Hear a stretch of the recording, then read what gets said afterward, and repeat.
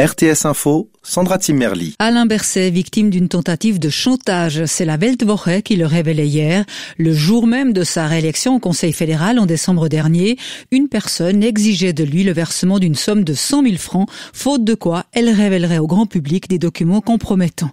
Et Alain Arnaud, Berne l'a confirmé hier soir, les faits sont avérés. Oui, au lendemain de sa réélection, Alain Berset déposait plainte pénale. Un jour plus tard, la personne qui l'accusait était arrêtée. Elle a été condamnée en septembre pour tentative de chantage. La Weltwoche et les Dominicos alémaniques nous disent qu'il s'agit d'une femme, qu'elle aurait eu une relation avec le conseiller fédéral il y a 8 ans selon l'acte d'accusation. Mais le Sonntagsblick écrit que celui-ci est à ce point caviardé qu'il dissimule même le sexe de l'accusatrice ou de l'accusateur. Ce qui est sûr, c'est que le ministère public de la Confédération s'est empressé de détruire l'ensemble du matériel compromettant, des photos et des échanges de correspondance avec l'accord de l'accusé qui la veille de son arrestation avait retiré sa demande de rançon, tout comme la plupart de ses griefs. L'acte d'accusation indique que la publication des documents aurait pu sérieusement nuire aux intérêts privés et publics des deux parties. L'avocat d'Alain Berset précise dans la NZZ am Sonntag que le ministère public reste en possession de ces documents. Alain Arnaud, merci. Michèle Guizine va-t-elle mettre fin à une disette de 19 ans dans le ski suisse? L'Obvaldienne est en effet en tête du 2e slalom de Lévis en Laponie finlandaise après la première manche.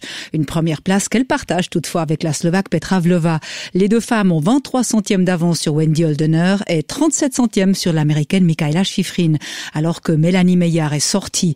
La dernière victoire suisse chez les femmes en slalom remonte à 2002 avec Marlies Oster. Verdict tout à l'heure à 13h15.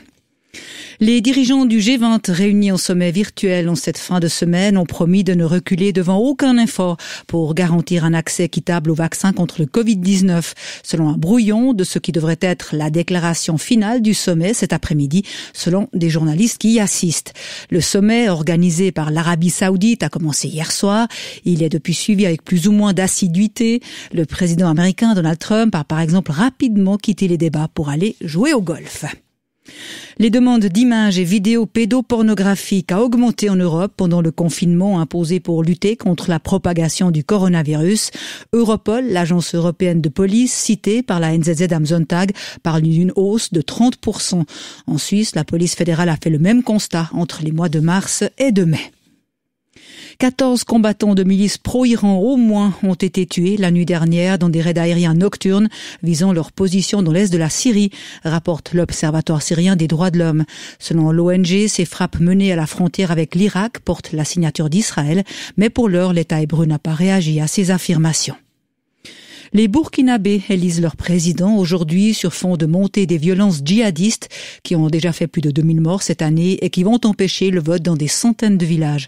Le président sortant, Roch-Marc Kaboré, espère obtenir un deuxième mandat de 5 ans et il a notamment promis l'accès gratuit aux soins pour les enfants de moins de 5 ans et le revêtement des routes dans le pays. Daniil Medvedev face à Dominic Thiem, c'est la finale des jeunes ce soir au Masters de Londres. Le Russe et l'Autrichien ont en effet éliminé hier les deux légendes du tennis mondial, Novak Djokovic et Rafael Nadal. L'Espagnol qui, malgré ses 20 titres en Grand Chelem, n'a encore jamais remporté le Masters. Une finale à suivre dès 19h. La météo, elle est courte après les grisailles matinales, place au soleil. 5 à 8 degrés au plus dès demain et pour toute la semaine, stratus et soleil. Les familles